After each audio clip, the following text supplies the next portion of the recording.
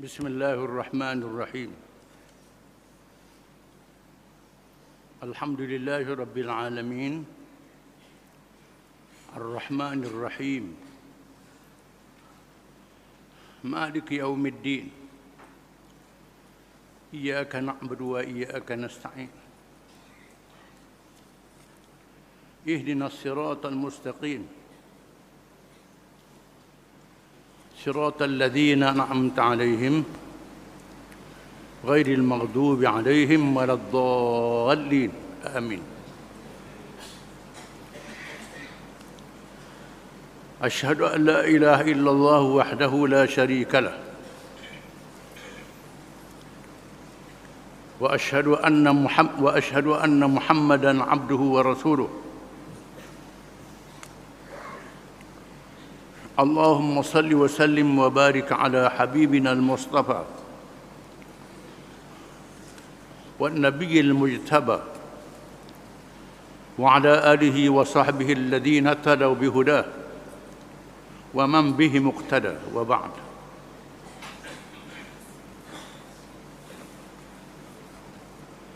Segala puji bagi Allah, Tuhan yang mencipta dan mentadbir seluruh alam. Allah dengan makna dia sahaja Tuhan, tak ada Tuhan yang lain. Yang bersifat dengan segala sifat kesempurnaan, yang maha suci daripada segala sifat kekurangan, yang mempunyai al-asma'ul husna, nama-nama yang baik, yang layak diperhambakan diri, diibadatkan kepadanya.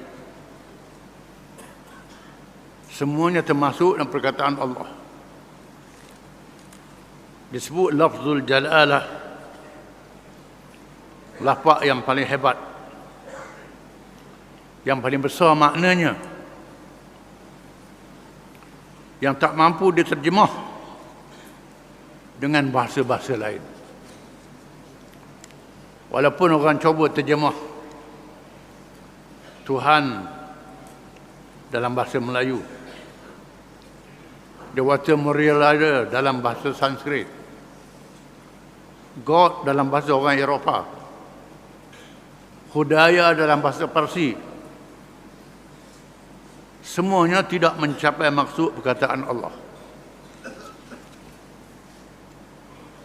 Allah ini merangkumi segala sifat sempurna dan nama-nama al-asma'ul husna. Rabbil alamin, Tuhan yang mencipta dan mentadbir alam ini. Bukan sahaja dia menjadikan alam, dia mentadbirkan alam dengan peraturan-peraturannya, dengan hukum syariatnya. Bagi manusia ada perkara yang ditetapkan oleh Allah, halal dan haram, perkara rukun-rukun dalam ajaran Islam, akidah, syariat dan akhlak. Ada perkara yang boleh dipikir oleh akal di atas dasar yang umum. Ada perkara yang didiamkan, yang dibenarkan manusia menggunakan akal. Ar-Rahmanir Rahim, Tuhan yang maha pemurah lagi maha penyayang, yang rahmatnya tidak terhingga kepada semua hamba-hambanya, yang Islam, yang bukan Islam, binatang-binatang dan makhluk-makhluk yang lain, termasuk rahmat di atas dunia yang sedikit ini. Disebut dalam hadis, sekiranya dunia ini sebesar harga sayap nyamuk, Allah Ta'ala tak beri rahmat kepada orang yang bukan Islam. Tapi rahmat Allah sangat luas. Hukumnya adil.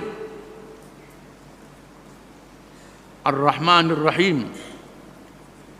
Bersifat rahmat. Malik Yaumiddin, yang mempunyai hari pembalasan, hari kiamat. Mengikut ad-din, mengikut sejauh mana manusia mengikut ajaran Islam. Akan dibicarakan pada hari itu. Iyyaka na'budu wa iyyaka nasta'in. Akan engkau sahaja kami sembah. Akan engkau sahaja kami meminta pertolongan. Kita minta Allah Ta'ala tolong kita. Setelah kita memuja dengan nama-nama yang paling hebat, Allah Ar-Rahman Ar-Rahim, nama yang paling besar, Al-Asma'ul Husna. 3 nama ini. Kalangan nama-nama yang banyak, Allah Ar-Rahman Ar-Rahim, nama yang paling dahulu. Kita puji dia, mengaku dia yang memiliki segala kerajaan dunia dan akhirat. Semua kerajaan yang ada di atas dunia ini habuk yang halus saja. Dunia pun habuk yang halus. Apa dia kerajaan yang ada di atas dunia? Habuk yang halus. Di bawah kekuasaan Allah Subhanahu wa Ta'ala. Mereka mesti mengikut ad-din, iaitu Islam. Inna ad-dina indallahi Islam. Akan dibicarakan sama ada ikut Islam ataupun tidak. Iyyaka na'budu wa iyyaka nasta'in. Kita merendah diri, akan engkau kami sembah, akan engkau kami minta tolong. Minta tolong apa? Perkara yang sangat penting. Ihdinas siratal mustaqim. Tunjukkan kami jalan yang betul. Minta hidayah. Hidayah ada beberapa jenis hidayah. Hidayatul fitrah, hidayatul hawas, hidayatul aqal, hidayatul din. Ada 4 jenis hidayah. Hidayatul hawas, hidayatul fitrah, ialah hidayah mengikut sifat semula jadi. Naluri sifat semula jadi. Ada makhluk yang ada nyawa, ada nafas. Ada makhluk yang tak ada nyawa, tak ada nafas hidupnya. Ada makhluk yang hidup atas darat, hidup dalam laut, air masin, air tawar. Tumbuh-tumbuhan hidup di kawasan masing-masing, tempat masing-masing. Kalau pindah tempat lain, dia tak tumbuh, tak boleh hidup. Manusia ada sifat-sifatnya, binatang ada sifat-sifatnya, mengikut sifat semula jadi. Ini ada pada semua makhluk. Hidayatul hawas, petunjuk dari segi perasaan, rasa sakit, rasa lapar, rasa sedih, rasa suka, rasa marah. Sifat ini ada pada manusia, ada pada binatang, ada pada orang tua, ada pada kanak-kanak yang baru dia lahirkan. Bila menangis, bila lapar dia menangis, sakit dia menangis, tak kerti nak beritahu. Ini hidayatul hawas. Ketika hidayatul akal, petunjuk mengikut akal, ini ada pada manusia, tak ada pada binatang. Tak ada pada budak-budak yang belum balik, yang kecil. Pada binatang pun tak ada hidayatul akal. Oleh kerana manusia itu ditaklifkan dengan perintah Allah Ta'ala. Halal dan haram, boleh dan tidak boleh, tidak macam binatang. Kerana mereka ada akal. Hidayatul din. Yang kita minta tiap-tiap rakaat, ihdinas siratal mustaqim, ialah hidayatul din. Mengikut petunjuk ad-din, petunjuk agama. Ad-din itu ditafsirkan siratal ladzina an'amta alaihim ghairil maghdubi alaihim waladdallin. Tafsirul Quran bil Quran. Quran menafsirkan Quran. Di sana ada ayat Quran ditafsirkan oleh Quran sendiri. Ditafsirkan oleh Nabi, ditafsirkan oleh para ulama yang dahulu dan kemudian. Di sana ada ayat yang Quran tafsirkan. Di antaranya as-siratal mustaqim, siratal ladzina an'amta 'alaihim, jalan orang-orang yang Engkau beri nikmat ke atas mereka. Ditafsirkan lagi, ulaika alladzina an'ama Allahu 'alaihim minan nabiyyin was-siddiqin wasyuhada'i was-salihin. Orang-orang yang Engkau beri nikmat itu ialah an-nabiyyin, as-siddiqin, orang yang benar, yang percaya, yang benar, bukan bohong. Asy-syuhada, mereka yang mati syahid. As-salihin, orang yang saleh. Itu mereka yang diberi nikmat oleh Allah Ta'ala, yang kita kena ikut mereka itu. Kena ikut Nabi-Nabi, ikut siddiqin, orang yang ikut Nabi, yang setia dengan Nabi. Ikut orang yang berjuang, yang mati syahid. Ikut orang yang saleh. Ghairil maghdubi alaihim, bukan jalan orang yang diberkahi ke atas mereka. Ditafsirkan qauman ghadiballahu alaihim, kaum yang Tuhan murka atas mereka, orang Yahudi, dalam ayat-ayat yang banyak dalam Quran. Kenapa Yahudi dimurka oleh Allah al-maghdubi alaihim?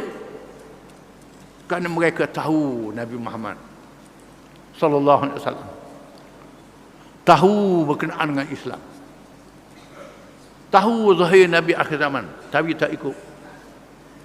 Contohnya,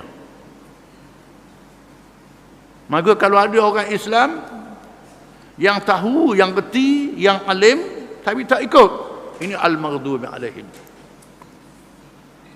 Jangan kita terpengaruh dengan mereka yang tahu tapi tak ikut. Sangat bahaya. Golongan orientalis yang mengarang buku, mengarang banyak buku tentang Islam, baca-bacalah, tapi mereka tak beriman. Ini jaga-jaga al-maghdubi alaihim. Walaupun fikiran dia tu molek, ada racun di dalamnya, sudah ikhlas. Ini sangat bahaya. Waladdallin, dan yang sesat, yang tak tahu apa. Yang sesat tak tahu apa, berasa betul tapi tak betul. Dia berasa dia betul, berasa dia benar, tapi tak benar kerana tidak ada ilmu, tidak ada pengetahuan. Ini bahaya. Banyak orang-orang kita ni dengar orang yang sedap cakap, yang sedap menulis, yang sedap kelola, ilmu tak ada, ikut, ini sesat. Khususnya mereka yang jahil murakkab. Jahil murakkab yang tak tahu, dia tak tahu. Ada orang yang tahu, dia tak tahu, dia belajar. Ada orang yang tak tahu, dia tidak tahu. Ini banyak dalam masyarakat. Tapi tunjuk pandai, tunjuk erti. Cakap agama, sampai dia tak erti. Ini bahaya. Kita minta Tuhan lindungkan kita daripada puak-puak al-maghdubi alaihim ad-dallin.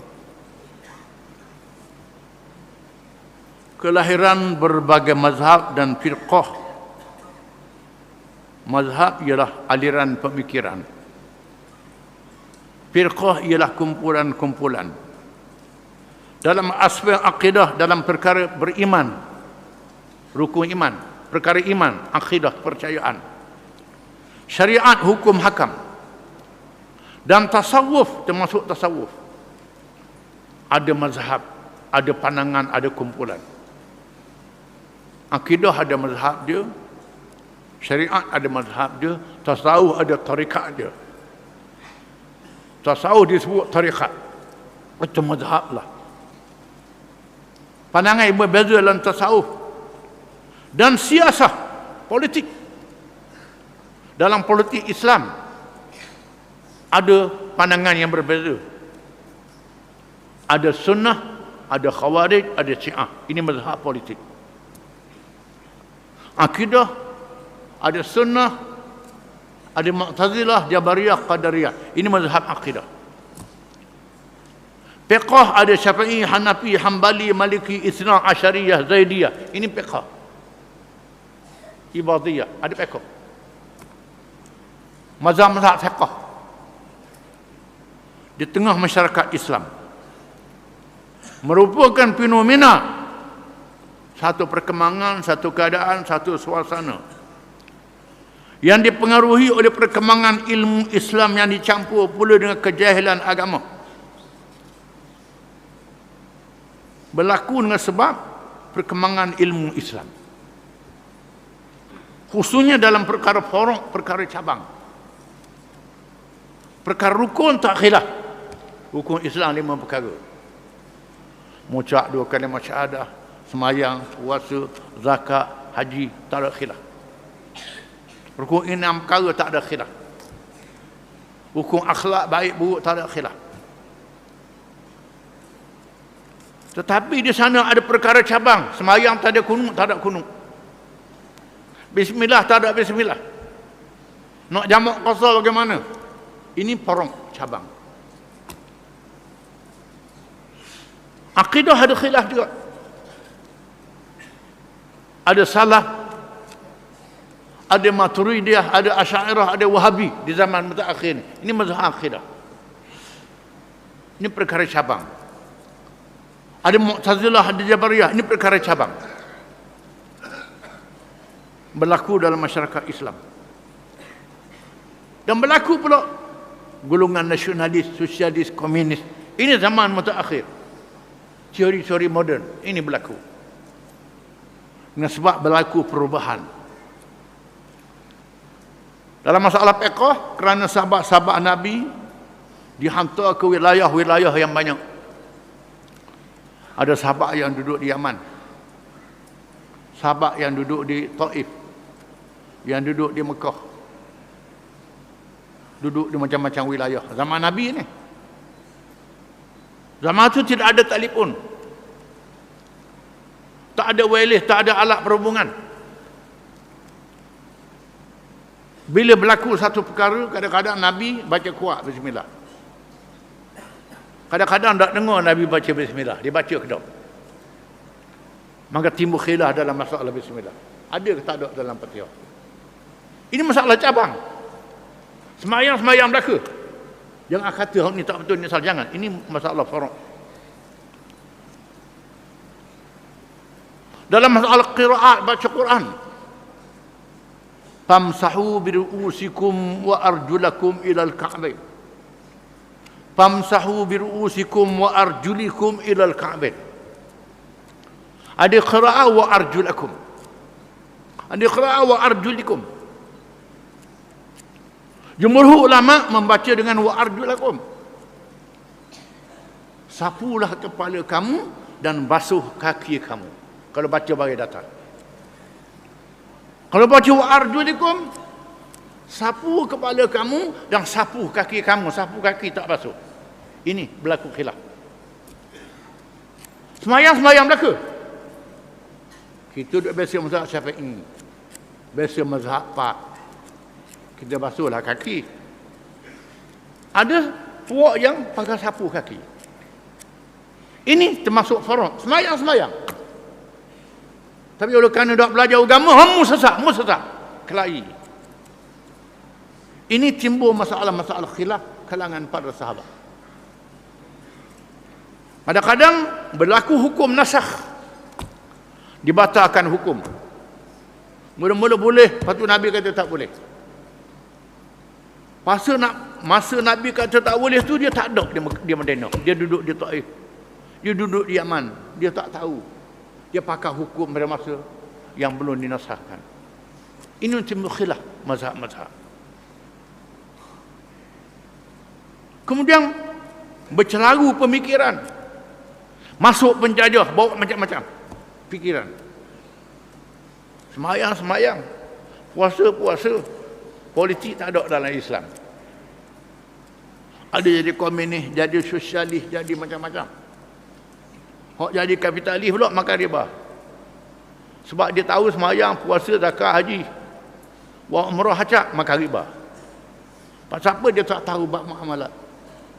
Dia ingat agama ni sembahyang, puasa, zakat, haji, bab niaga tak ada dalam Islam, ikut suka kita lah. Ini ada orang yang menganut ajaran komunis, masuk hutang, berjuang komunis. Semangat terawih tak tinggal.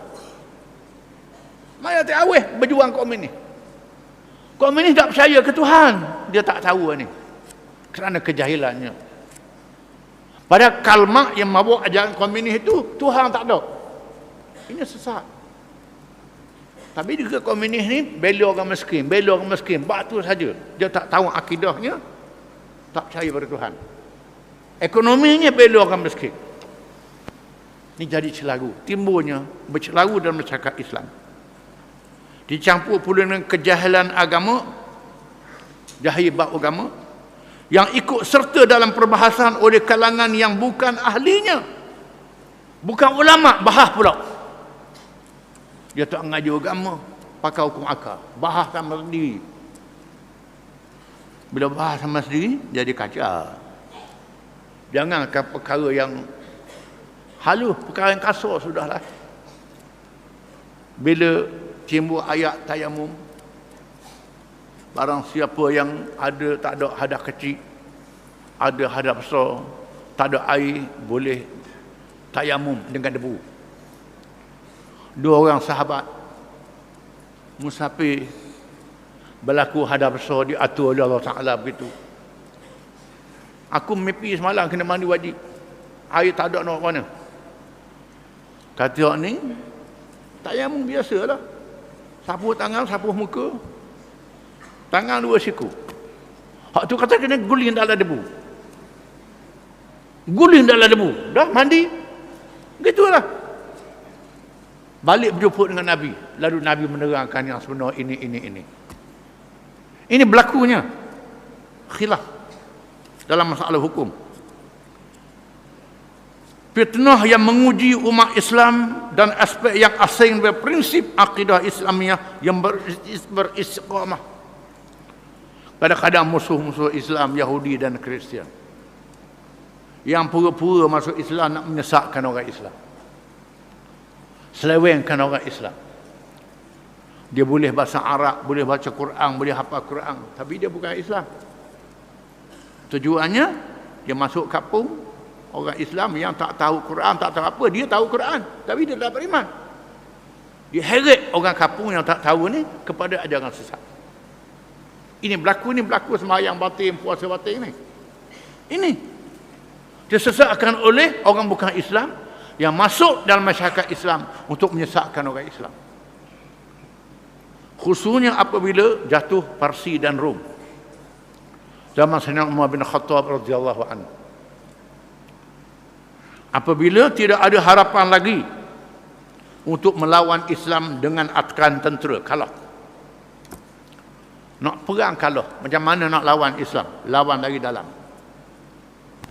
Lalu mereka menyamar. Mereka ni cerdik, bijak, bahasa Arab, boleh baca Quran. Masuk ke kampung, masuk orang badi yang tak tahu kala ni. Lalu dia mengajar, orang tengok dia ni boleh Quran, boleh apa. Lepas tu dia masuk sikit-sikit ajaran menyeleweng daripada Islam. Ni timbulnya ajaran sesat. Mula-mula jadi tak imam dulu. Orang apa ikut baca sedap. Oh sedap baca ni. Lama-lama kalau dalam siapa hakikat, tinggi martabat, pakai niat aja sembahyang. Tak payah sembahyang. Orang apa ikut dia, dah tinggi dah martabat.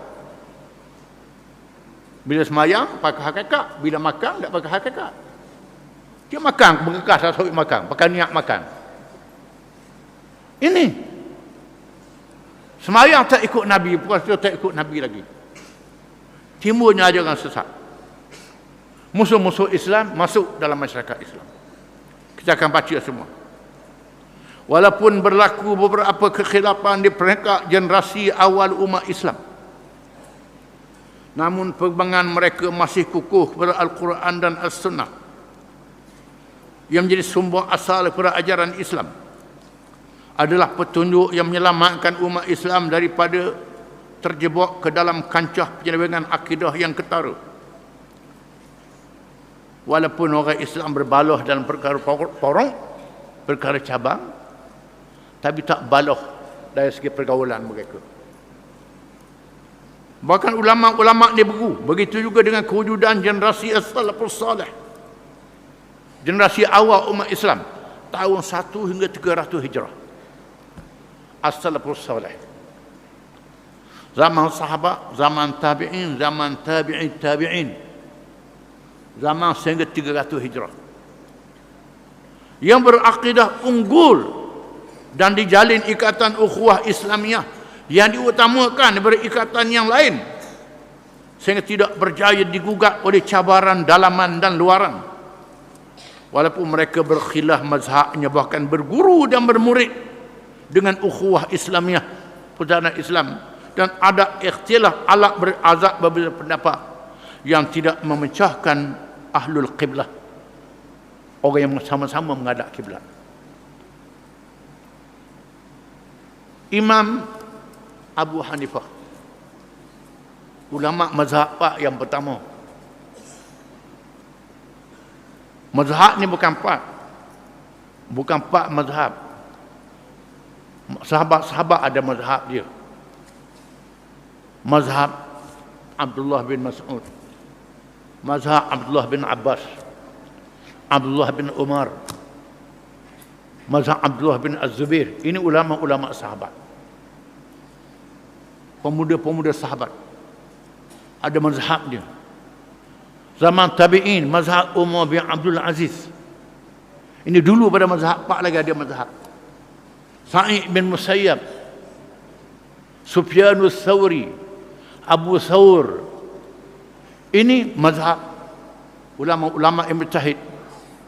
Mazhab Ibn Sirin, Muhammad bin Sirin, mazhab Qatadah. Ini ulama tabi'in. Mazhab Hasan al-Basri. Ini ulama tabi'in yang sempat dengan sahabat-sahabat.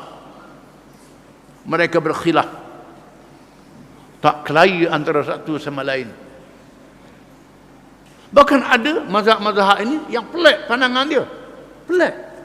Kita tak boleh pakar. Tapi ijtihad dia di luar daripada mazhab Pak, pelik. Tak boleh pakar. Ibn Sirin. Ibn Sirin ni ialah seorang alim dalam takbir mimpi. Boleh pakar takbir mimpi je. Bab fiqh ulama tak pakar dia. Ibn Sirin. Qatadah alim dalam fiqh. Hasan Basri alim dalam bab fiqh. Ini semasa. Qatadah, Hasan Basri, Ibn Sirin semasa. Ibn Sirin bijak takbir mimpi. Ada seorang jumpa Ibn Sirin, "Wahai Syekh, saya mimpi semalam. Saya tengok seekor ayam catuk telang mutiara.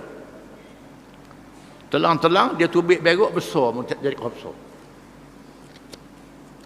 Lepas tu dia telang mutiara pula, telang-telang tubik serupa je. Lepas tu dia telang mutiara pula, tubik kalu kecil je. Apa makna ni?" Ibn Sirin kata, ini pandai dia takbir mimpi. Tuhan beri ke dia. Mutiara yang pertama tu dia kata, dia catuk besar, itu Hasan Basri. Kawan aku Hasan Basri. Mazhab dia masyhur, orang pakar. Mazhab dia masyhur. Hak catuk mutiara tubik macam tuda tu, ini Qatadah, kawan aku. Mazhab dia macam tuda tu ke? Hak dia catuk mutiara, tubik halus tu aku dia. Aku tu. Mazhab aku orang tak ikut dia. Pandangan dia. Dia tak baloh antara satu sama lain. Tak menyesatkan antara satu sama lain. Abu Hanifah, ada murid dia Muhammad bin Hasan Asy-Syaibani, Abu Yusuf. Ini murid pada Abu Hanifah. Pandangan dia lain dengan Abu Hanifah. Abu Hanifah tak marah. Abu Hasan Asy-Syaibani lain. Imam Syafi'i berguru dengan Muhammad bin Hasan Asy-Syaibani. Imam Syafi'i mengaji dengan Muhammad bin Hasan Asy-Syaibani. Mazhab Hanafi, pergi ke Iraq belajar dengan Muhammad bin Hasan Asy-Syaibani. Guru pada Abu Hanifah dah mati dah, tak ada lagi. dan belajar dengan murid pada Abu Hanifah Muhammad bin As-Syaibani. Mazhab Hanafi kata kunut tak ada dalam sembahyang subuh. Kunut ni bila berlaku darurat baru baca kunut. Syafi'i kata dok kunut sunat ab'ad. Sunat ab'ad. Imam Syafi'i pergi ke Iraq, suruh dia jadi tu imam sembahyang subuh. Tiba-tiba Imam Syafi'i tak baca kunut, tak sujud sahwi. Syafi'i tak baca kunut, tak sujud sahwi. Kau tanya dia pasal apa? Mung tak baca kunut, tak sujud sahwi. Menghormati Abu Hanifah. Menghormati Abu Hanifah. Dan pakai cabang. Hak rendah-rendah ni dah, kena kunut. Salah mudah kunut ni. Siapa gomo kes ni? Lebih pada tu imam mazhab lagi dia ni. Ini. Kemudian Imam Syafi'i berguru dengan Imam Malik. Imam Malik ni guru Imam Syafi'i. Imam Syafi'i anak murid dia. Ada pandangan-pandangan Syafi'i lain pada Imam Malik. Berbeza. Syafi'i pendapat begini, Malik kata begini. Contoh mudah Allahu Akbar, letak tangan sini. Imam Malik Allahu Akbar, tangan berkalpah. Tak ubus sini. Khilaf benda-benda begini saja. Dan banyak perkara lain. Khilaf antara Malik dengan Syafi'i. Syafi'i murid pada Imam Malik. Lalu orang beritahu, ngacung ke Imam Malik. Apalah Syafi'i anak muridmu ni. Beri pandangan begini lain pada Imam. Oh, dia alim, anak murid aku yang alim. Boleh jadi pendapat aku betul, aku kata betul, dia salah. Pendapat dia aku kata salah, boleh jadi betul. Semua cakap-cakap manusia lain pada nas diterima dan ditolak ila sahib hadal qabri. Dia Imam Malik ni duduk di Madinah mengajar dalam masjid Nabi. Malaikat orang yang duduk dalam kubur ni tunjuk ke kubur Nabi. Kalau hak dalam kubur ni bercakap tak boleh kalau ada nas dalam Quran, dalam hadis. Tapi kalau aku berijtihad, orang boleh terima, boleh tolak. Imam Syafi'i pula dengan Imam Ahmad. Imam Ahmad murid pada Imam Syafi'i. Anak murid dia Imam Muhammad bin Hanbal. Mazhab Hanbali itu murid Imam Syafi'i. Syafi'i guru dia. Dalam masalah orang tinggal semayang, Imam Ahmad bin Hanbal kata, orang tinggal semayang terus jadi kafir. Kerana hadis, man taraka as-salata faqad kafara jiharan. Barang siapa yang tinggal semayang jadi kufur yang nyata. Imam Syafi'i kata kufur tu dia menafikan semayang tu wajib boleh jadi kufur. Kalau tak nafi semayang tu wajib tak jadi kufur, dosa besar saja, kata Imam Syafi'i. Ahmad bin Hanbal kata tak. Nabi kata kafir lah. Syafi'i kata dosa besar. Orang tinggal semayang ni dosa besar. Selagi dia kata semayang tu wajib, kecuali dia kata semayang tu tak wajib, jadi kafir. Ini khilaf dalam masalah pemahaman. Dalilnya Nabi tak hukum hudud dan sebagainya terhadap mereka yang tinggal semayang, tak masuk dalam hukuman hudud yang dinaskan. Ini tak lain lagi, nyata begitu. Imam Ahmad kata dok jadi kafir. Syafi'i tanya Imam Ahmad, wahai Ahmad, kalau mu kata orang tinggal semayang jadi kafir, dia nak semayang mana?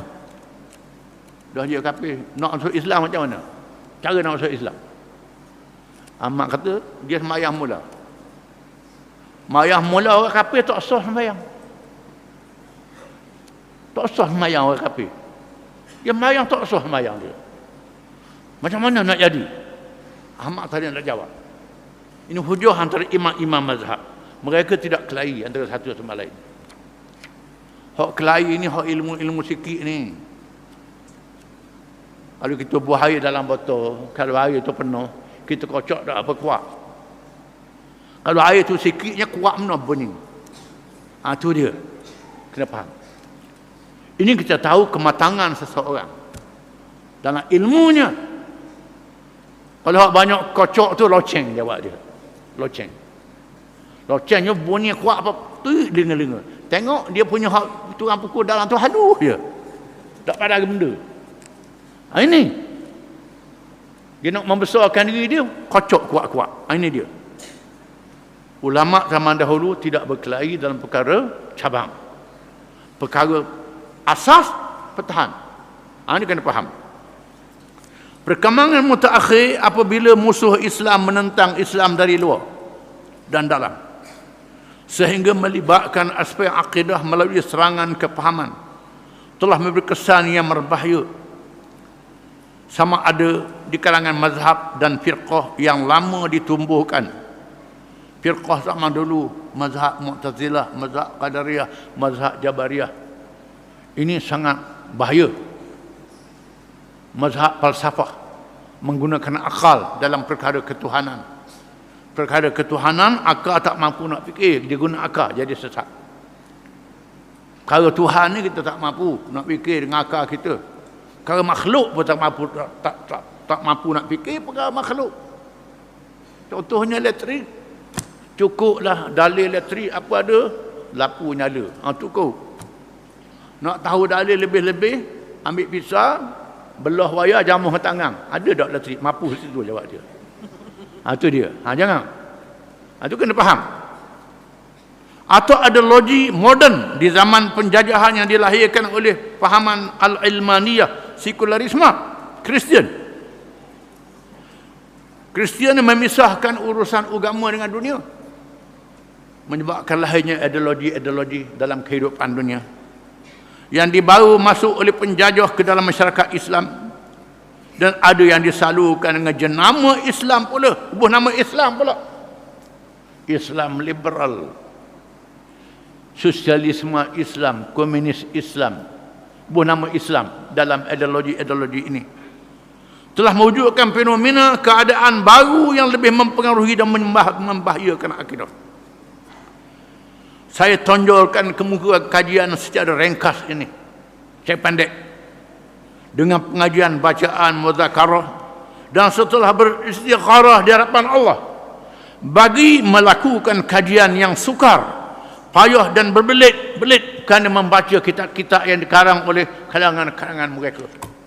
Berbelit-belit untuk menjadi tatapan dalam bab akidah, agar punya akidah dapat dipelihara dengan sebaiknya walaupun apa bentuk cabaran yang dihadapi, kerana gerakan islah, membaiki dan tajdid membaharu dalam perkara akidah itu menyelamatkan kita dalam bentuk dan ulasan yang berbeza mengikut perubahan masa, tempat, situasi dan realiti. Mudah-mudahan semua ini diterima oleh Allah ilmu yang manfaat untuk jelaskan ini dan seterusnya dan sekian. Wallahu a'lam. Ini mukaddimah dia.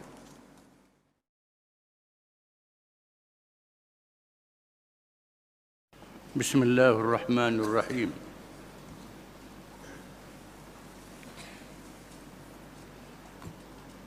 Taklimatun muhimmah.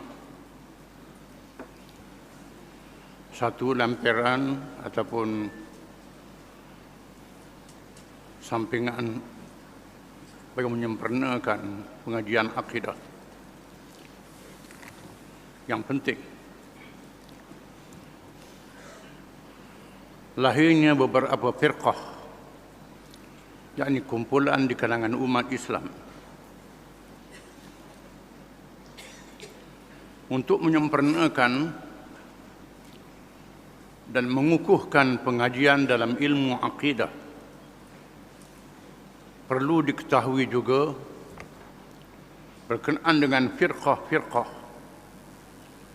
atau golongan-golongan yang lahir dalam masyarakat umat Islam, kerana berlaku di dalamnya perbincangan hangat berkenaan akidah, yakni kepercayaan, dan menyentuh perkara yang berhubung dengannya. Perkara ini berlaku oleh gangguan-gangguan yang lahir dari dalam masyarakat Islam sendiri, di samping berlakunya gangguan musuh luar yang menggugat iman yang sebenarnya. sehingga munculnya perpecahan akidah yang disebut dalam hadis Rasulullah sallallahu alaihi wasallam an Auf bin Malik radhiyallahu anhu qala qala Rasulullah sallallahu alaihi wasallam iftaraqat al-yahud ala 71 firqah فواحدة في الجنة و70 في النار وافترقت النصارى على 72 فرقة ف71 في النار وواحدة في الجنة والذي نفس محمد بيده لتفترقن أمتي إلى 73 فرقة واحدة في الجنة و72 في النار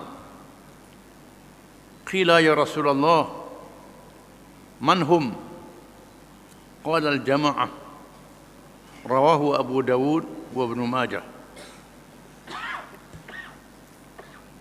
Artinya dari Auf bin Malik radhiyallahu anhu katanya Rasulullah sallallahu alaihi wasallam bersabda, orang-orang Yahudi berpecah 71 puak. Maka satu puak masuk syurga dan 70 puak ke neraka.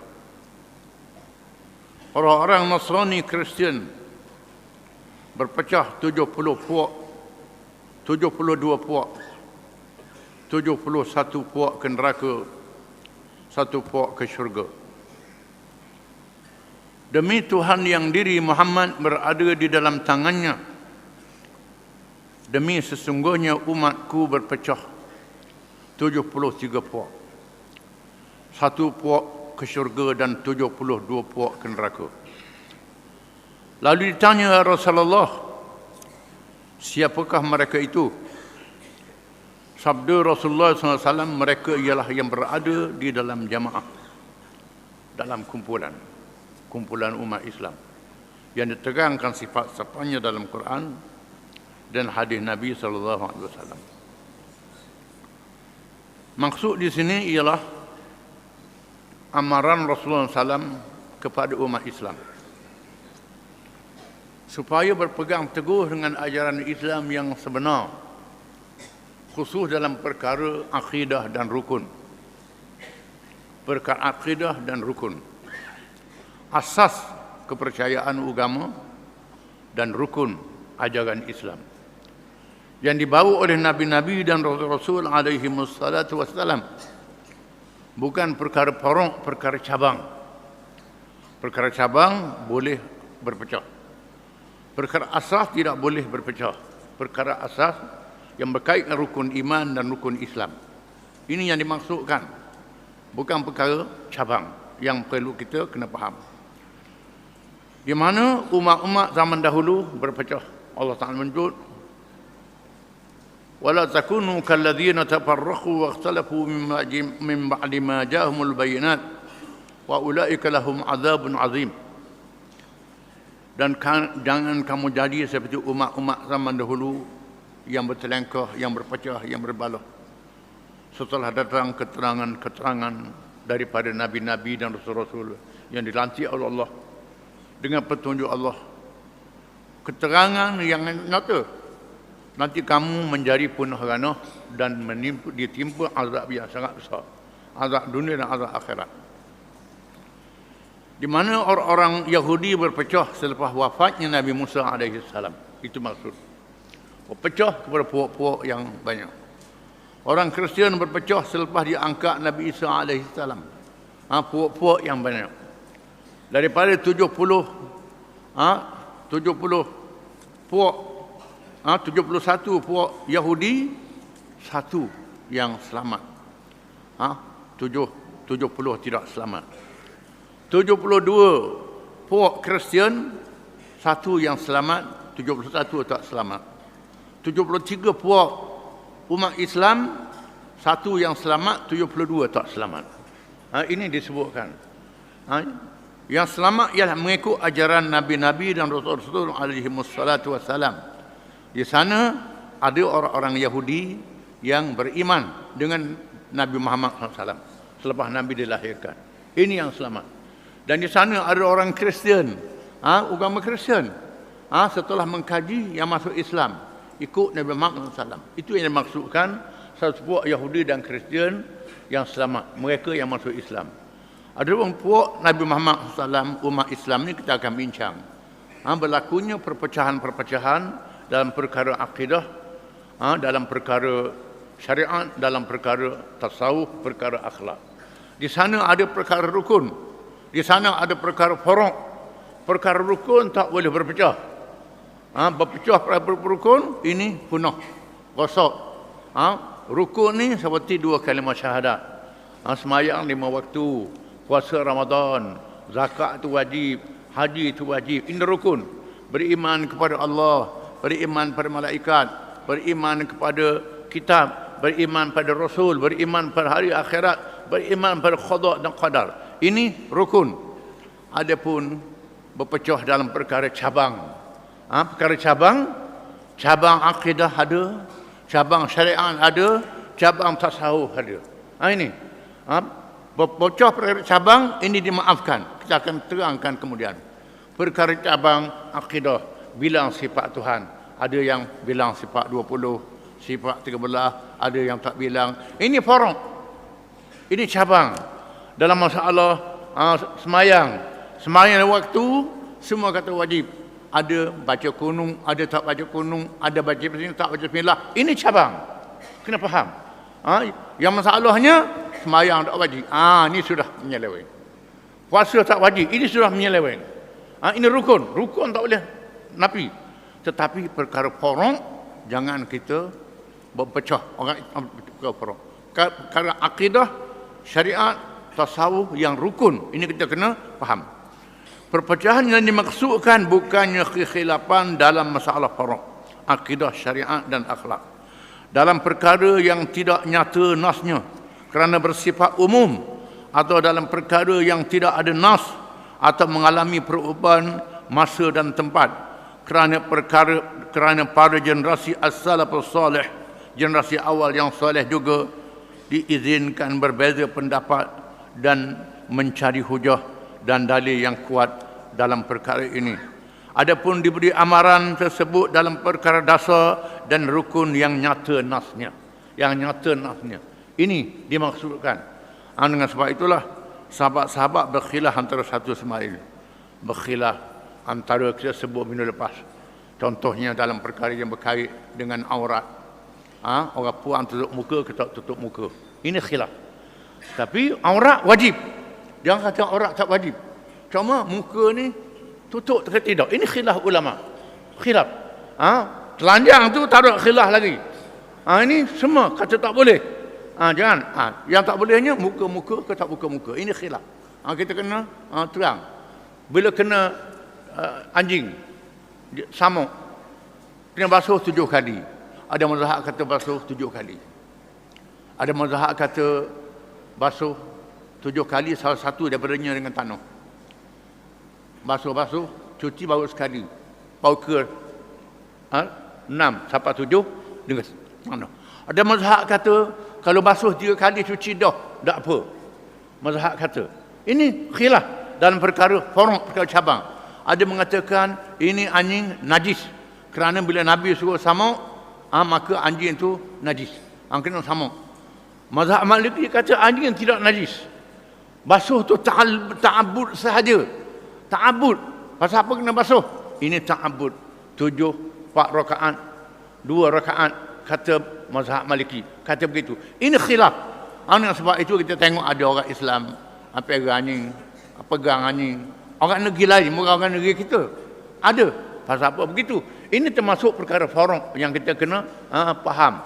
Menyentuh orang perempuan, hilang air semayang, kata hilang air semayang. Ini khilaf. Ini perkara furuk. Ada mazhab kata hilang air semayang, ada mazhab kata tak hilang air semayang. Hak yang salahnya semayang tak wajib. Ini mazhab sesat. Ini sesat. Yang khilafnya ialah setuh ni hilang ke tak hilang, ada nafsu baru hilang. Ini khilaf perkara faraq. Faraq ni beza dengan perkara yang tidak faraq. Faraq maknanya cabang. Asas ialah rukun-rukun yang kita kena faham. Perlu dipahami ada di kalangan ahli kitab Yahudi dan Nasrani menunggu kelahiran Nabi akhir zaman dan masuk Islam di zaman Rasulullah sallallahu alaihi wasallam. Bahkan ada juga yang masuk di zaman kita ini apabila mereka mendalami Islam dan perbandingan agama dalam kitab-kitab suci agama lain dan merujuk pula kepada Al-Quranul Karim dengan ikhlas mencari kebenaran. Firman Allah Ta'ala, walladzina jahadu fina lanahdiyannahum subulana wa innallaha ma'al muhsinin. Suratul Ankabut ayat 69. Artinya mereka yang bersungguh-sungguh pada agama kami beramal dengan Islam dengan mencari kebenarannya, nescaya kami tunjukkan kepadanya jalan-jalan kami, dan sesungguhnya Allah sentiasa bersama orang-orang yang membuat kebaikan. Di sana ada orang yang menganut agama Yahudi, menganut agama Kristian kerana dilahirkan oleh ibu bapa Yahudi dan ibu bapa yang Kristian. Tetapi dia nak mencari kebenaran. Dia membaca, dia mengkaji kitab-kitab agama. Kaji-kaji Tuhan beri hidayah masuk Islam. Ada yang menganut agama Hindu, dilahirkan daripada agama Hindu, baca kitab Veda. Dalam Veda ada sebut Zahir messenger, Rasul di kalangan manusia di akhir zaman. Dia kaji, ada yang masuk Islam. Yang sungguh-sungguh mencari kebenaran, Tuhan beri hidayah. Ini berlaku di zaman Nabi SAW, di zaman para sahabat, zaman tabi'in, dan termasuk di zaman kita ini. Ada yang masuk Islam dengan sebab diberi hidayah oleh Allah Ta'ala. Dengan sebab-sebab yang sedikit, kerana dia mencari kebenaran, mencari kesungguhan. Dengan kesungguhan nak cari benar, Tuhan beri hidayah, beri petunjuk kepada dia dengan taufik Allah Ta'ala. Ada orang Islam dah, tapi wa'ala berada je. Aku ni Islam dah kerana ayah mau Islam. Wak main-main dengan Islam, semayang dah, apa dah. Akhirnya jadi hanyut. Ada begitu. Jangan main-main. Ini sangat penting. Hadis yang berikut, An Ibn Mas'ud radhiyallahu anhu qala, khatta Rasulullah sallallahu alaihi wasallam biyadihi thumma qala, hadha sabilullah mustaqima, wa khatta an yaminihi wa shimalihi thumma qala, hadhihi as-subul, ataupun hadha as-subul, boleh baca dua.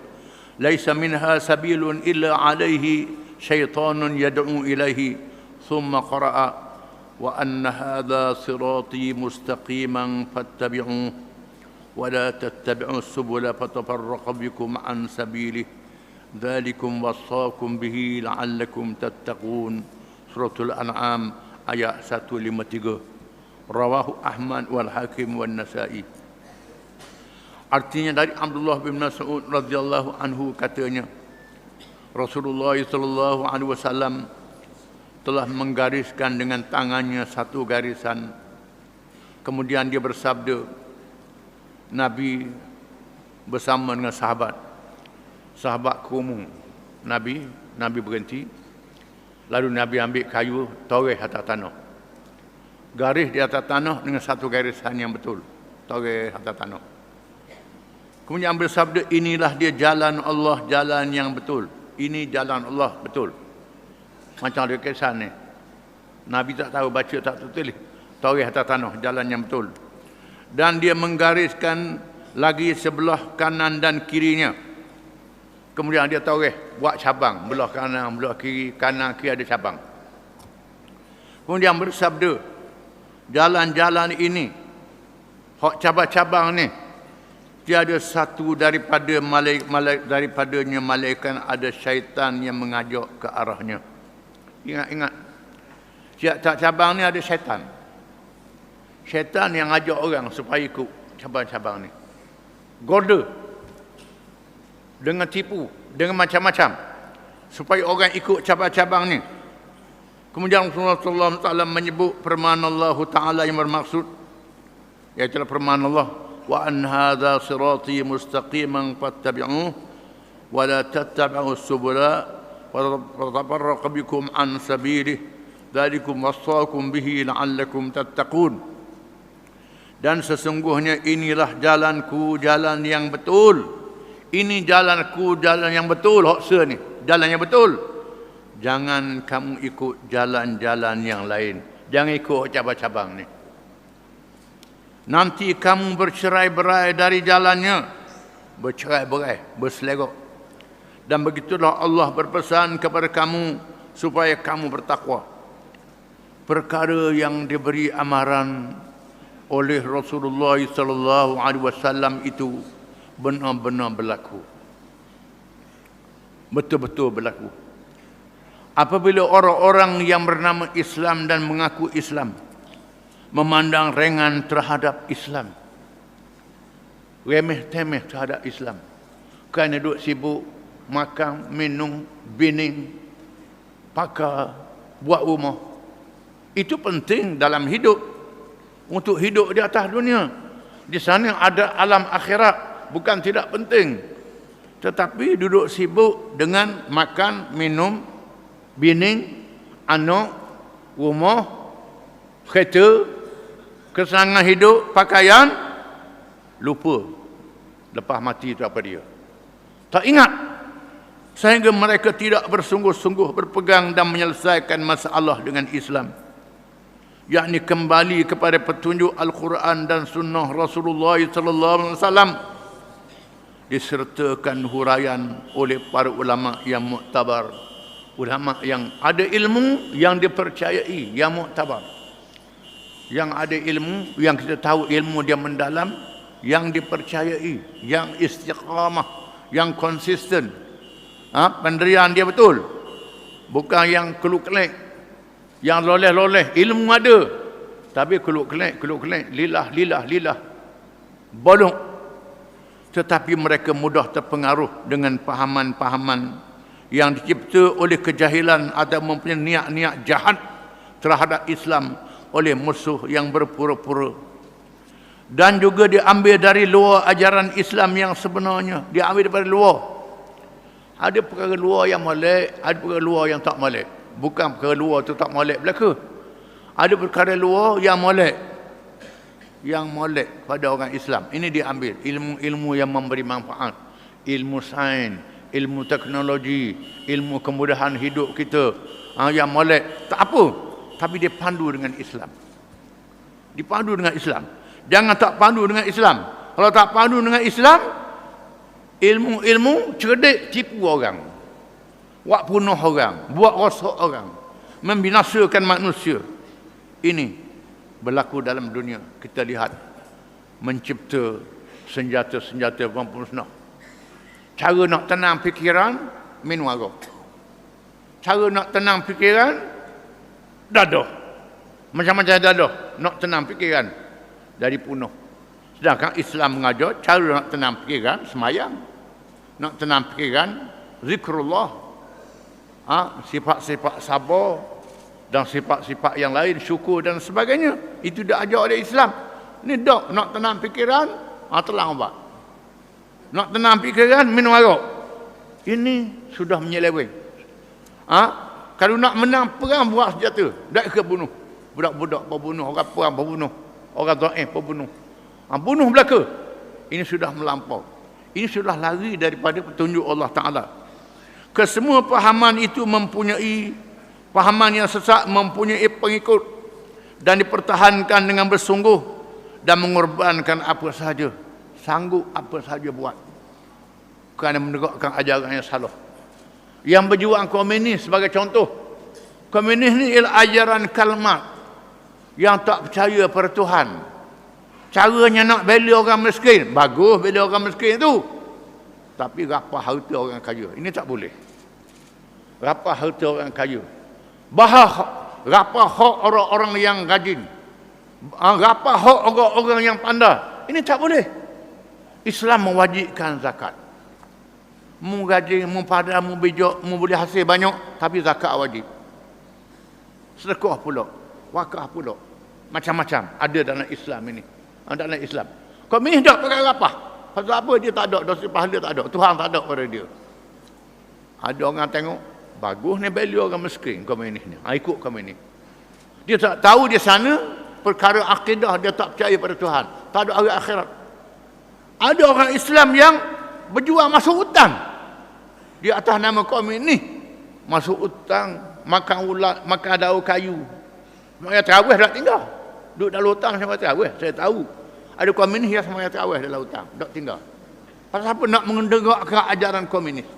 Ini sebagai satu contoh yang nyata. Ajaran kapitalis liberal. Sama juga. Sungguh berjuang tu bukan main. Tapi sesat. Pahala tak ada. Buat leluh. Hari akhirat rugi. Di sinilah juga wajibnya memohon hidayah daripada Allah pada tiap-tiap rakaat semayang. Di sinilah tiap-tiap rakaat semayang. Ihdinas siratal mustaqim. Ihdinas siratal mustaqim. Ihdinas siratal mustaqim. Tunjukkanlah kami, beri hidayah pada kami jalan yang betul. Tiap-tiap rakaat semayang. Hidayah ni sudah diterang. Ada 4 jenis hidayah. Yang pertama, hidayatu al-fitrah. Atau al-fitriyah. Atau ghariziyah. Petunjuk semula jadi. Petunjuk semula jadi ni ada pada semua makhluk. Ada pada manusia. Ada pada binatang. Ada pada tumbuhan, ada pada kayu, batu dan sebagainya.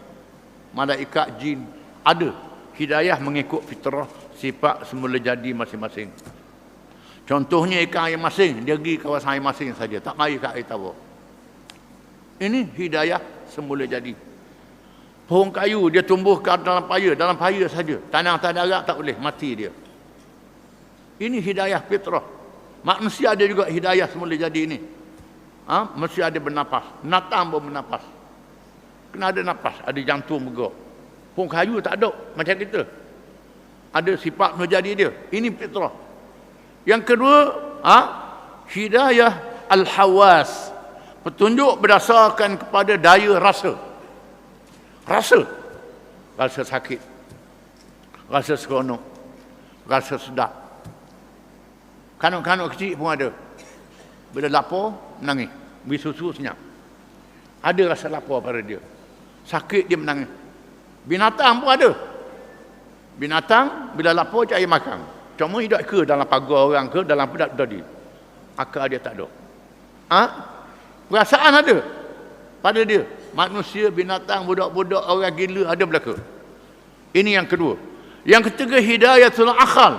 Petunjuk mengikut akal fikiran. Ini ada pada manusia, tak ada pada binatang. Kelebihan manusia ada akal. Binatang tak ada. Pohon kayu tak ada. Manusia ada akal. Yang boleh menilai baik dan buruk, ada sempadan. Sebab tu Tuhan buat sempadan, taklif, halal dan haram. Yang keempat, hidayatul din. Petunjuk berdasarkan kepada ad-din, iaitulah agama Allah Islam.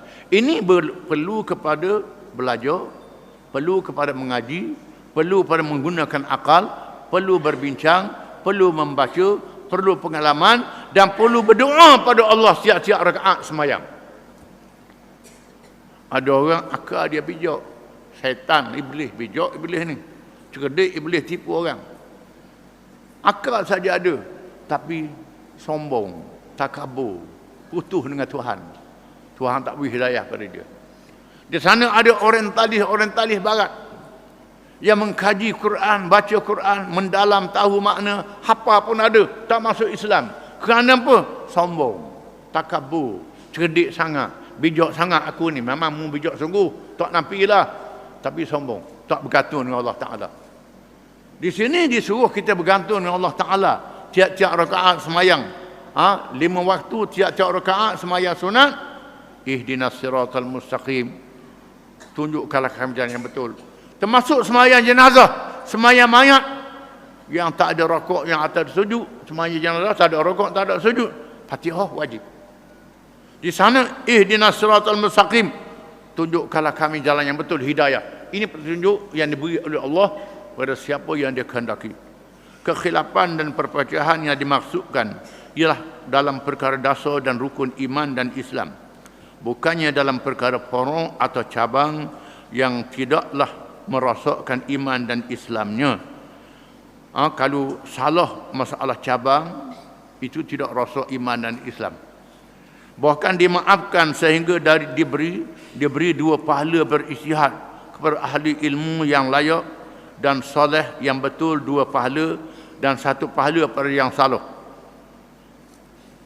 Ada pun yang beristihad mencari kebenaran dan perkara cabang, ulama-ulama yang beristihad, mazhab Syafi'i, Hambali, Maliki, Zahiri, Ithna Asyariyah, Ja'fariyah, ini orang Zaidiyah dan sebagainya, Ibadiyah. Ini termasuk mazhab-mazhab ahli Islam dan perkara cabang.